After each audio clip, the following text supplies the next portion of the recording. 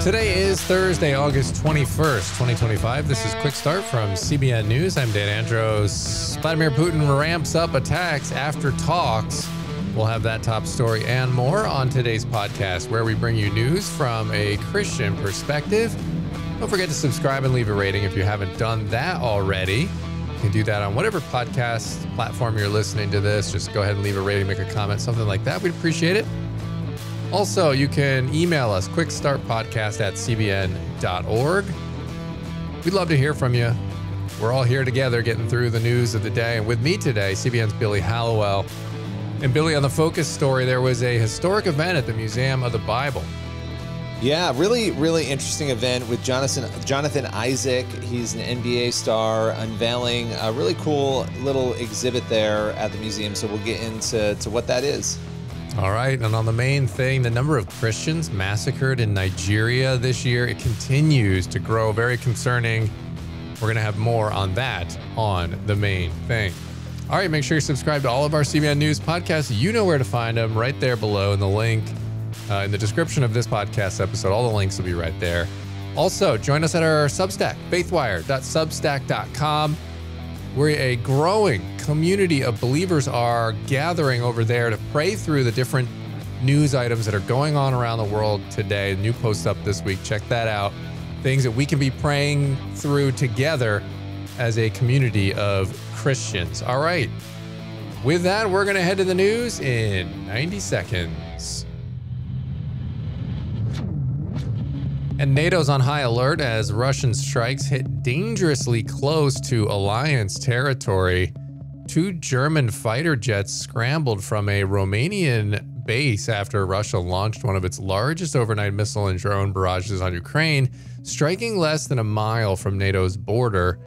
The assault targeted oil and port facilities in Odessa, as well as cities like Sumy and Donetsk, where children were among the injured and several people remain trapped under rubble. Ukraine says 93 drones and multiple missiles were launched, with its air defenses intercepting most of them. Still, President Zelensky warned these demonstrative strikes show why more sanctions and pressure on Moscow are urgent. This just comes days after Trump's meetings with Putin, Zelensky, and European leaders in Washington.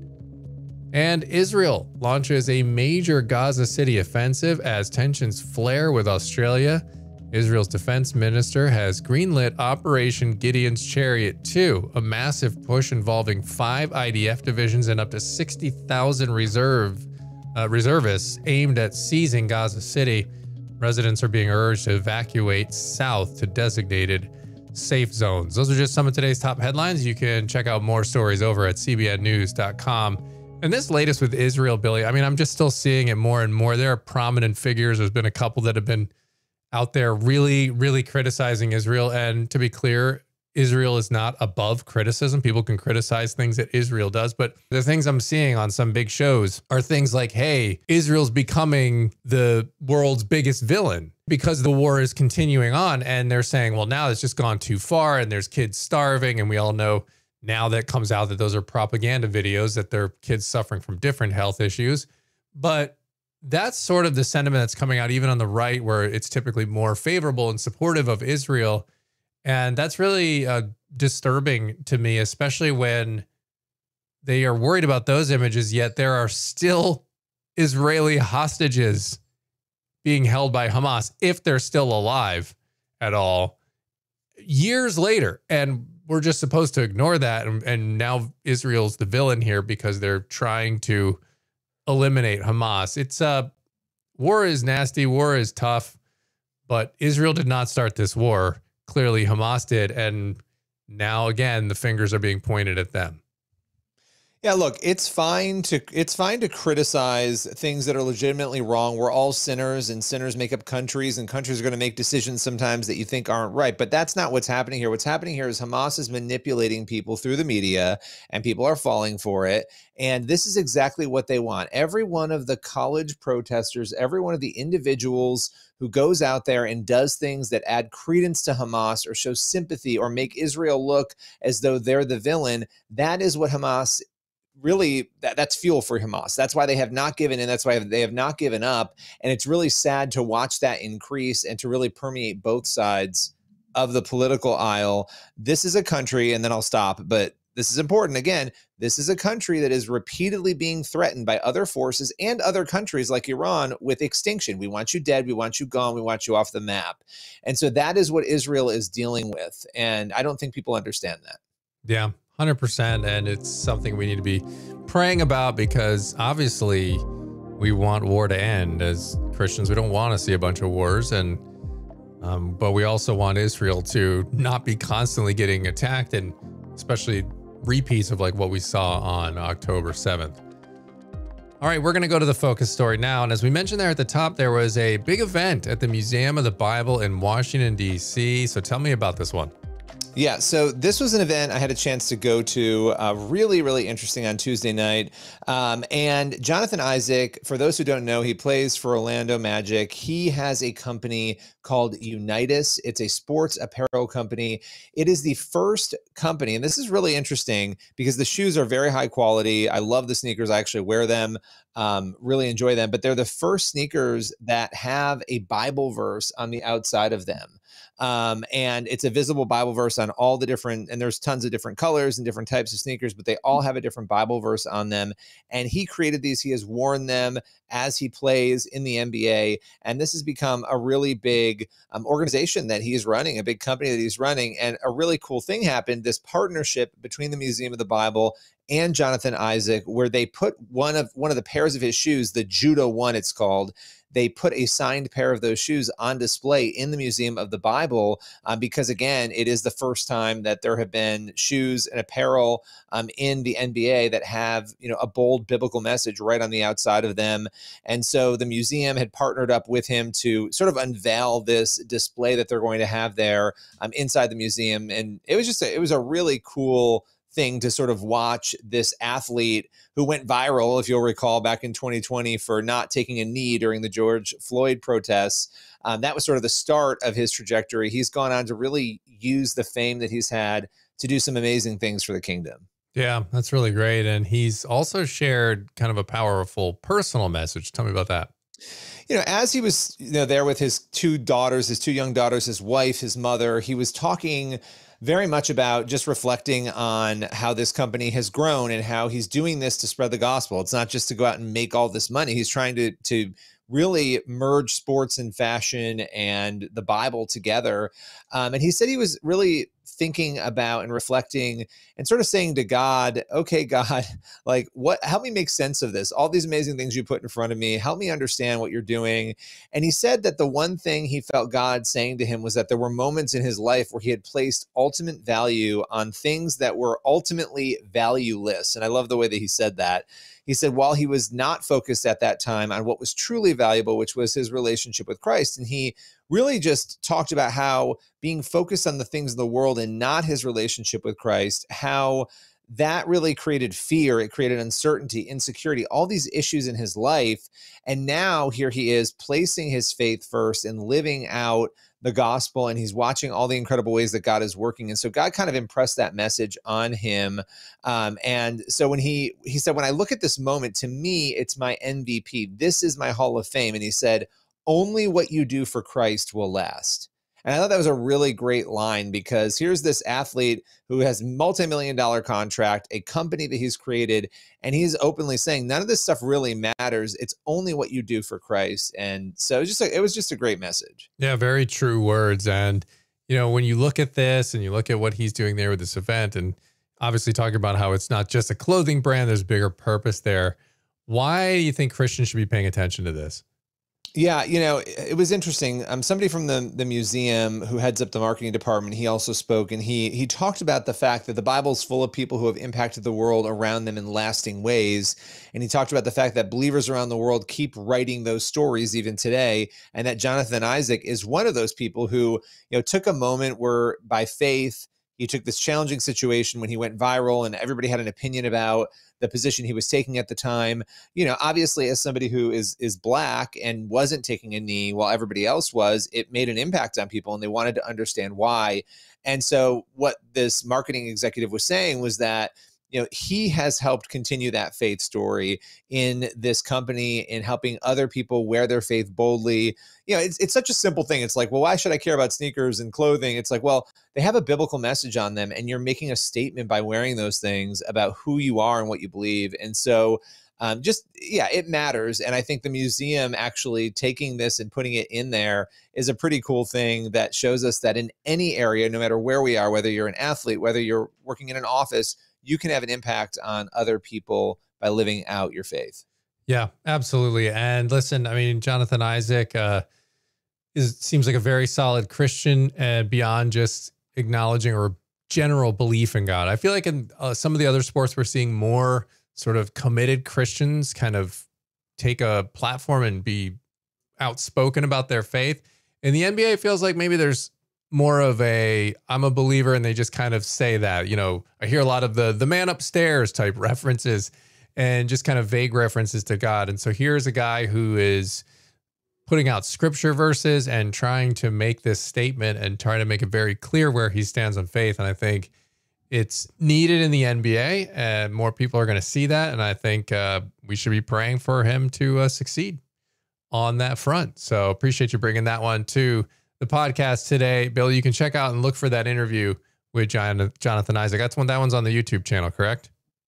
We're coming. We have one on the YouTube channel that we just recently did with him. Yep, we do. All right, so take a look for that. We'll put the link in the description. So appreciate that, Billy. All right, we are going to go to the main thing now, and a new report from the International Society for Civil Liberties and Rule of Law reports that since the beginning of this calendar year, at least 7,087 Christians have been massacred in the ongoing genocide in Nigeria. CBN's Raj Nair is joined by Truth Nigeria's Mike Oda James to break the news of 2 more attacks. That's today's main thing. Mike, my friend, what can you tell us? Yeah, well, thank you, Raj, and thanks for having me. Now, the report that says over 7,000 Nigerians have been massacred since the beginning of January 2025 is accurate, if not understating the fact. The fact is, people are dying. They are being killed by Fulani ethnic militia and Boko Haram and other jihadi groups. Now, and most of the people being killed, over 90% of them are Christians, Nigerians from Plateau, from Benue, from Southern Kaduna, from Taraba, and parts of Nasarawa State. Now, I will tell you about the 2 attacks that we have in recent times. If you remember, Raj, we have Yelawata. Yelawata has become a household name, and because over 270 Christians were murdered there in Benue State, Benue State, in a prison called Yelawata. And the government has been trying to hide the fact that 270 Nigerian Christians were massacred. Now, the president, appalled by the killing, ordered the Nigerian security agencies, the army, the air force, the police, and the mobile police, a unit that is dedicated to anti-terrorism, to try and catch the killers and to curb further attacks. But unfortunately, Yelawata has been having series of attacks since the June attack. Now, just a few days ago, Fulani herdsmen or Amirs, Fulani terrorists, stormed Yelawata and they killed 3 persons. They macheted them, they slashed them with machete, shot some of them, and then shot 1 woman, slashed the other 2 to death. And then they shot about 3 other persons and they left.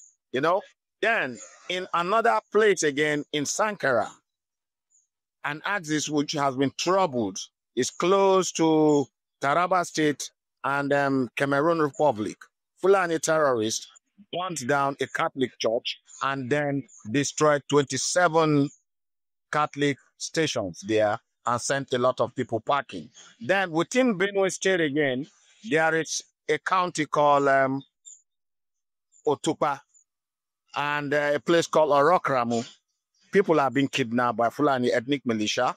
And in Otupa County, people are saying that Fulanis are massing for an attack, so they are running away. And they have reported all these cases to the Nigerian security, yet they told me that the security agencies have been unable to stop these people from attacking. That's the question, Mike. You know, we've done too many of these stories. I know you're frustrated. I'm frustrated. My friend here watching is frustrated. Why is the Nigerian government unable to stop this genocide? Well, Raj, you know, as a crisis reporter or a conflict reporter, I've been to other states in Nigeria where these things are happening. Nigeria is divided into about 6 geopolitical regions. You have what they call the North Central, which is heavily populated by the Christians. You have the Northwest, which is populated by the Muslims, and then you have the Northeast, which is also divided between the Muslims and the Christians. Now, in the Northwest, this kind of terrorism that is being unleashed in Benue is also being unleashed by the Fulani ethnic militia groups in the Northwest. The Northwest comprises of Kaduna, Kano, Katsina, Zamfara, and Sokoto. These areas have been terrorized and brutalized by the Fulani ethnic militia. And what we see is that the government is deploying drones, deploying heavy armored personnel, carriers. They are sending soldiers there, and they are actually killing the terrorists. They are decapitating their leadership. Over 100 Fulani terrorist leaders have been actually killed in the past 1 year in the Northeast, in the Northwest. And when you go to the Northeast, where the jihadi groups like Boko Haram and Islam for West Africa province operates, the bulk of Nigerian army and the Nigerian military is there, is battling the insurgents and battling the terrorist group. But in the North Central, the central part of Nigeria, which is called the Middle Belt, which is populated almost 90% by Christians, we don't see the military being proactive. The military don't really go after them. That is what the locals say, and we witness that. When they complain that, look, the terrorists are coming, the military will say, oh, we don't have orders to attack. You people, you go and live with them. They are your neighbors. And the locals will also tell us that, look, we are either Idomas, we are Biram, we are Igalas, we are Tiv nationalities. We don't have local Fulani. So how can we cooperate? How can we talk to people who are coming from outside Nigeria to murder us? So the fact is this: we don't know what is happening. The government is a little bit reluctant, not little, the government is very, very reluctant in dealing with the insecurity, with the terrorism that is happening in the. That is what is happening. You know, I don't know what the solution is. I don't know what's in our power to do. Obviously, we're going to be praying for you, your family, the Christian population in Nigeria. Hopefully, this video gets seen by someone important in the United States government. But Mike, you are doing incredible work. Thank you for always coming with the latest breaking information. Hopefully, we don't have to do this story again, but something tells me we will. Mike, Ode, James, God bless, my brother. Thanks, Raj. I'll tell you what you can do for us. Just keep telling the world about what is happening. Please. Truth Nigeria is doing that. Equipping the needy, equipping the persecuted, led by George Sword, is doing that. So anytime there is a news of an attack, all you guys need to do is put it up, let people know that this is what is happening. Share it also. Go to the wall of the truthnigeria.com, equippingthepersecuted.com, and you will see it. Share it among your American friends. Eventually, Americans and the world will come to understand what is happening, and they will put pressure on Nigeria, just like the way they are putting pressure on the Israelis to ease up on Palestinians. And the fact is this: the Israelis are not, I don't even see, the Israelis are reacting to what I will call terrorism. It was Hamas that caused all these things that is happening.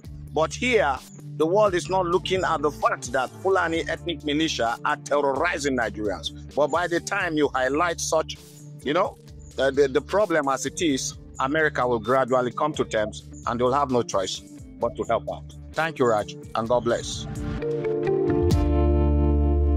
that's going to leave us with time on the podcast today for one last thing. Yeah, this is Proverbs 3:13 through 15. Blessed are those who find wisdom, those who gain understanding, for she is more profitable than silver and yields better returns than gold. You know, again, God's standards, when we have wisdom, that's going to give us a good life, not our own whims, our own understanding. And so I love all the Proverbs, but that one's one of my favorite. Yeah, and likening it to being more valuable than silver and gold, the material things of this world. You will be blessed when you have wisdom, and wisdom comes from the beginning of it is the fear of the Lord. So great place to start. Great thing to be thinking about here as we go about the rest of our day. Head on over to cbnnews.com and faithwire.com for more news from a Christian perspective. Lord willing, that creek don't rise up on us. We'll be back here tomorrow with more. God bless. We'll see you then.